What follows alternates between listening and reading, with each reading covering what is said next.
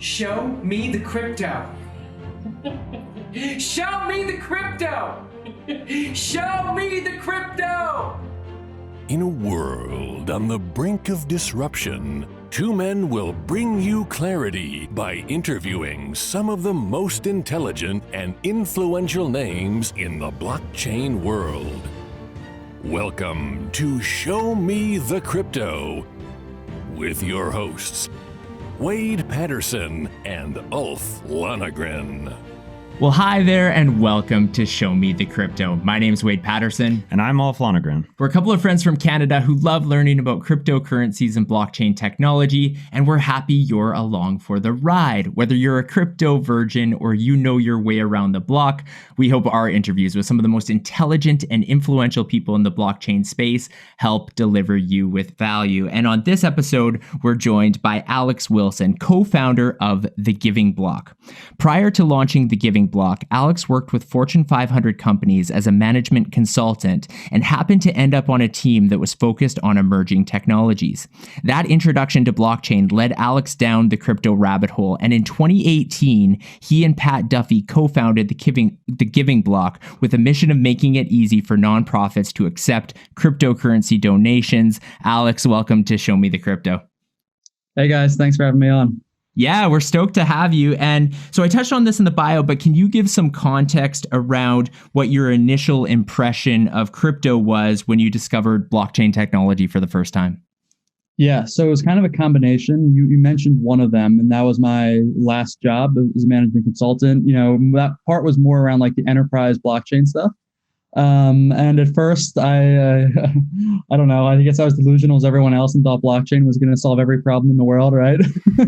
And then started learning more about Bitcoin and cryptocurrencies more generally, you know, started trading, investing in 2017, rode the hype wave in 2017 and thought I was a genius like everyone else at the time, right?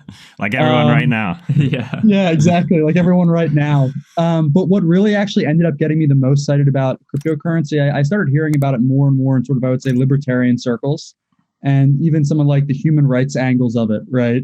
Like this concept of having money that isn't backed by a government or a company, I just thought was like so amazing, and like what that meant for the everyday person, especially in countries where maybe they don't have as many freedoms as we do in the US and Canada, right?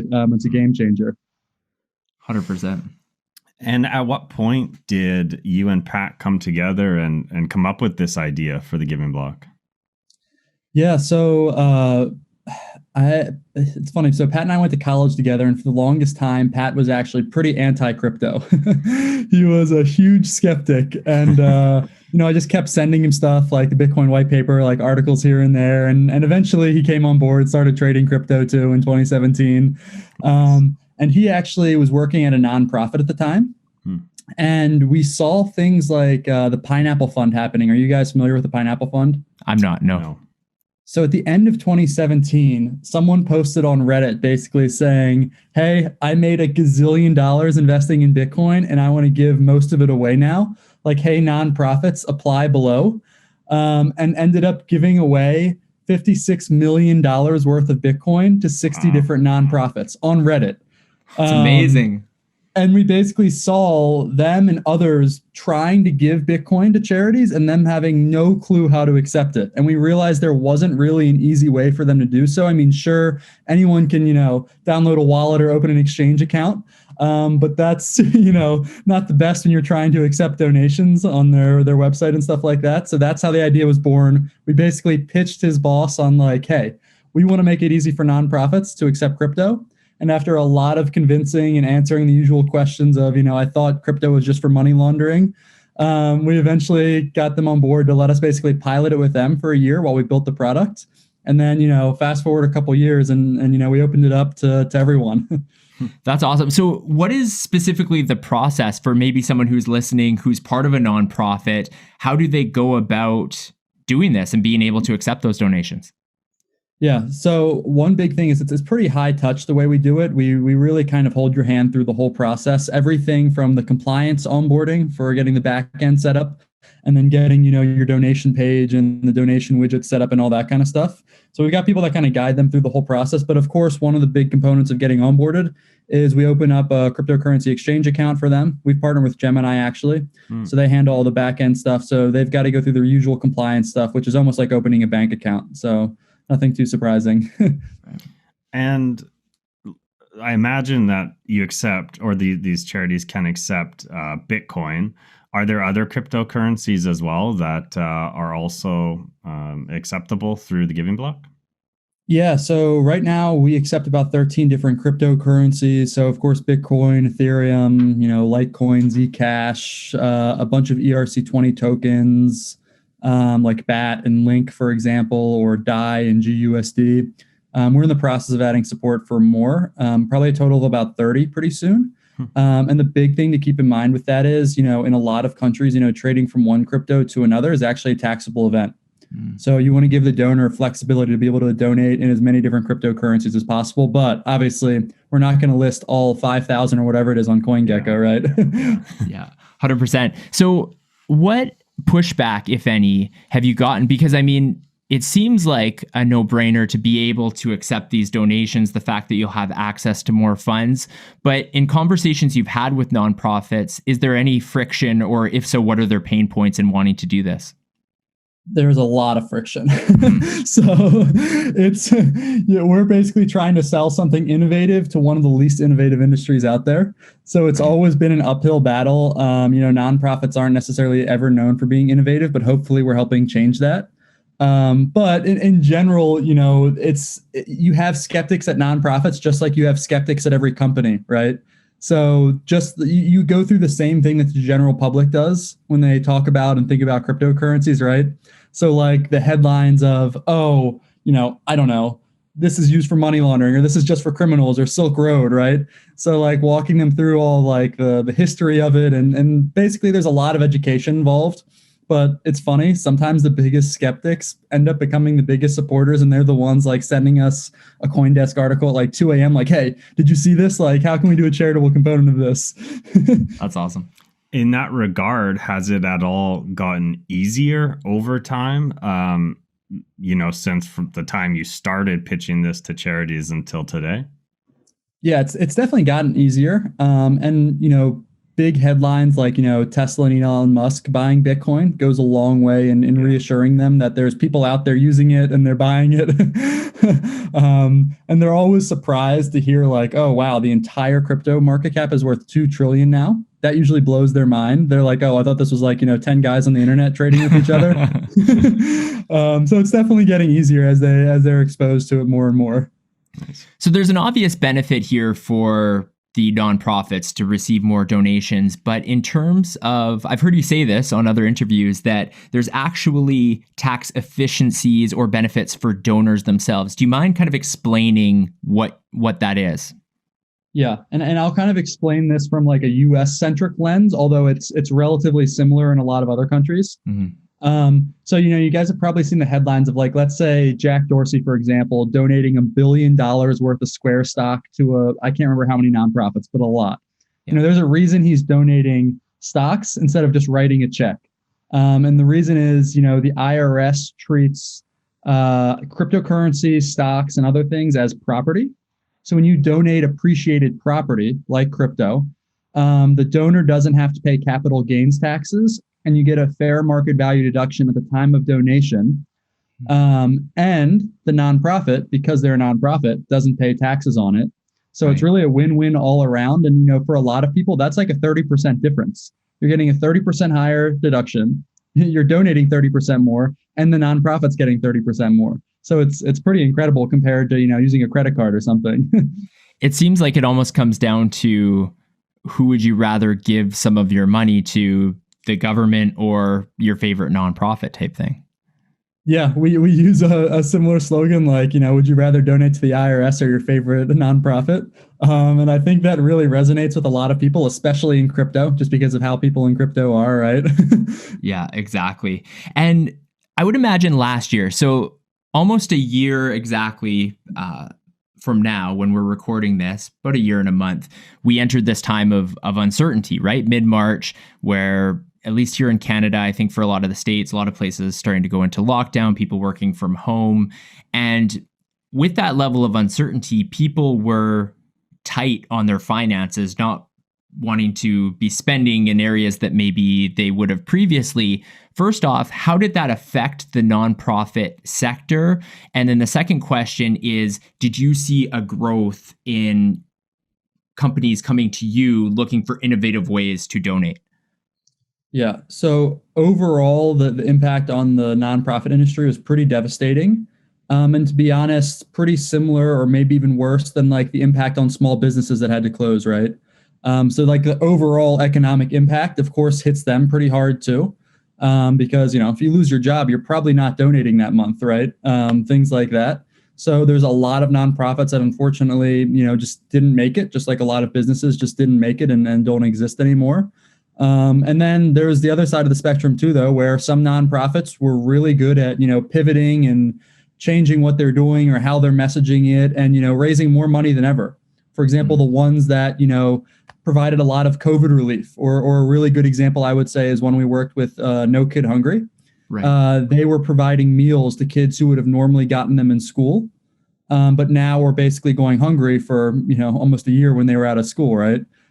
So groups like that really did an awesome job and raised a lot of money. But overall, it really accelerated a lot of these nonprofits going digital.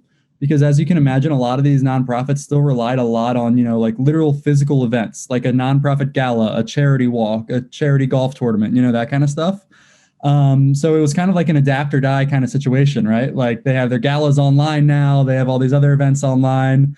And for us at first, they were all like, oh, there's no way we're spending money on like trying to figure out how to do crypto right now when we were just trying to figure out what we're going to do tomorrow. That was the short-term impact. It was pretty bad. But then I would say a couple months in, things kind of flipped to, we need to find a way to diversify our revenue and find new donors, basically. And crypto was one of those ways that a lot of them had never tried before. And they're like, all right, let's try it. Let's give it a shot. And then, of course, once you get a handful of them on board, it gets easier and easier. You mentioned the challenge that they had in mind, which is we're not going to spend more money trying to figure out how to accept crypto. How does that work? Like from your side as a business that's helping enable these charities to accept donations, what are the costs to the charities to go down that path? Yeah. So we try to keep our business model really straightforward and basically model it based off of what they're used to a vendor relationship looking like with other fundraising platforms. So we basically came up with a bunch of different packages of varying costs, which are basically like an annual subscription. And, the main difference between the packages is basically how much handholding do you want? And it's things like, even things like we always joke with them, like we just don't want you to write Bitcoin as 2 words, because you're going to scare the donors if you do, like even helping them get like the messaging right. So the bottom line is there's a huge range. And because of that, we have something that works well for small nonprofits and big nonprofits and, everyone in between. I'm curious about your upbringing. And I know for Pat, he had a previous background in the nonprofit sector, but is this something that you always had in your mind, a field that you were interested in, or giving back in general? Was that something you've always been passionate about? Yeah, overall, so kind of 2 components of it. One was I've always been pretty entrepreneurial, even in like high school, like basically selling stuff on eBay for people, had like a small landscaping business. I always knew I wanted to start a business. I just didn't know what it was going to be yet, right? I was always looking for that opportunity. And then the other part of it was I'm a big believer in basically making as much money as I can so that I can give it away eventually. Cool. Which you could effectively call like, there's this effective altruism movement that a lot of people, even like SBF from FTX is big into it, and a lot of others in crypto. So I definitely plan on giving away a huge portion of my wealth eventually. But at the same time, I do want to run companies, and I don't think this will be my last business, I hope. I love it. And so when these nonprofits are receiving the cryptocurrency donations, From your experience, what are they doing then? Are they holding on to those in crypto, or are they flipping them into fiat right away so they can use them for, whatever they do on a daily basis? Yeah, so we give them the choice of doing either one. It's totally up to them. But as you can imagine, the majority still want it automatically converted to US dollars because they want to put that money to use pretty much right away. Some of the ones, maybe if they don't need the money right away and they're starting to get more familiar with crypto, will hold on to it. We literally have the feature is called HODL. I love it. And so when they turn that on, we're like, all right, when we turn this off, you guys are kind of on your own. We're not going to tell you when to sell, because we're not going to give you financial advice. And also, don't try to time the tops and bottoms perfectly, because you never will. So if you're going to do this, basically, make sure you've got a plan and don't just see it going up or down one day and take some emotional decision, Exactly. So if I understood that right, does some of these donations automatically, as part of the process, they convert right away to fiat? Yeah, or to stable coin? That. Yeah. Gotcha. So they can have it automatically converted if they want. Okay. So right now we're in a bull market, and at some point we'll probably hit a bear market, and it's very tough, like you just said, to predict when these market cycles are going to change and shift. How do those cycles, though, impact cryptocurrency donations from your experience? Like you mentioned, you guys launched in 2018. Well, there was a few years of bear market there. Yeah. What was the interest like in people wanting to donate their crypto versus what it is today? It was rough when we started this in a bear market. I mean, we couldn't have started at a worse time, basically, right? Trying to convince people to give away crypto in 2018 was close to impossible. But, the bear market has definitely helped a lot, as you can imagine, because the more crypto goes up, the more potential capital gains people have, right? But I would say even a bigger influence, or sort of a related influence, I guess, is, and this applies to stock donation, other gifts too, not just crypto, but a lot of donations happen towards the end of the year, in the last quarter, because that's when everyone's talking to their accountant or their financial advisor and holy shit, I'm going to owe how much in taxes? What are my options to try to reduce this? It's all right, let me get some donations in before December 31st. Right. So there's always a huge spike in donations the last few months of the year. And other than that, you basically see spikes in donations when people are taking profit, because that's when they're all right, I just incurred a capital gains event. Now let's go offset that with these 5 charities, Is this kind of, I guess, going back a bit to those sort of roadblocks that may be apparent, but talking about a bear market and when things are on a downturn, does the volatility of crypto make that conversation so a lot more difficult, or are there easy answers you can provide, such as what you already mentioned, the ability to have those donations automatically converted into fiat? Does that kind of negate any sort of volatility argument? Yeah. So when we started this, the first request was there cannot be any volatility. This needs to sell essentially immediately. That was always their biggest fear. So we're all right, that's our number one feature right out of the gate. So that's certainly a concern that comes up all the time. They're well, what if we get a donation worth $50,000 and then we wake up and it's worth $10? And I was well, it's not that volatile, but we explain the auto conversion feature, or they're still convinced, some people, that oh, this is probably going to go to zero eventually, but we'll take the donations while we can get them. And it's well, you'll come around kind of, Yeah. So for you as a business, then, how do you prepare? Because again, this is all, people have different theories on what might happen with the market. But if we experience what historically has happened with some of these 4-year cycles, bull run, and then a bear market following, there might be another couple rough years, just like you said, in 2018. So how do you as a business, how are you gearing up for that? That's a great question, and something we think about all the time. I don't think there's really necessarily an easy way to prepare for that, right? It's always going to be tough. I would say the biggest thing we're thinking through is how do you create a sustainable flow of donations for the nonprofits, right? Even when the market's down.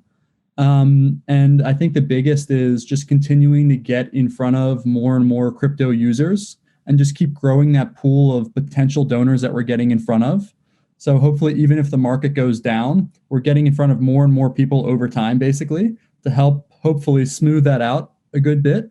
And the other thing is, us three are pretty biased, but like we think crypto is going to continue to keep getting more and more widely adopted, whether that means the price is going to keep going up nonstop or not. Regardless, like people are going to start using crypto more and more for everything, whether it's donating, paying for things. Like as that happens, crypto donations are also going to become more and more common as well. Like the majority of crypto users still have no clue, one, that you can donate crypto even, right? Or maybe even think of that. And two, like 99% of them, I'm sure, don't know about the tax benefits yet. So it's still like early days, but a lot to look forward to. Ulf, do you realize that our audience has either been watching or listening to this episode for 20 minutes? 20 minutes? They should probably subscribe. Yeah, they should subscribe and they should like and comment and hit that notifications bell. Oh, and did you tell them about the NFTs? That's right. We have our own NFT for our OG supporters. This is a way you can support our show, help us bring you continual great content. Information on that is below. I'm actually curious myself in regards to those tax benefits. We were kind of talking about it before from the angle of, receiving these donations. But what about for like for an average everyday investor who's made some money in crypto? Is it at all, do you find that users don't want to give away their crypto? So why would I donate my crypto? Is that ever an argument? Yeah. And, in general, people that have crypto do not want to get rid of their crypto, right? Like that's like the craziest concept to some people, that like, why would I ever give up my crypto? And we see like even on Twitter comments like that, like, what, are you crazy? Like, I'm not giving you my Bitcoin. Like I'm donating with a credit card. And that's usually when we've got to explain like the tax benefits. And we're like, no, like you're actually saving money if you donate crypto instead. Or rather because you're getting a bigger, higher tax deduction. The other thing we always say is like, if you're intent on keeping, let's say, the same amount of Bitcoin and you're already donating with a credit card, like, I don't know, $100 a month, what you should be doing is donating Bitcoin instead every month and then repurchasing $100 worth of Bitcoin, because you're basically keeping your same position and raising your cost basis. So it's like a tax arbitrage opportunity, if that makes sense. Yeah, no, that's interesting. That does make sense though. Yeah. Going a different direction here, Alex. Bitcoin has this history of, especially in the early days, a lot of people would associate it with these illicit things. And you even mentioned Silk Road earlier in the conversation.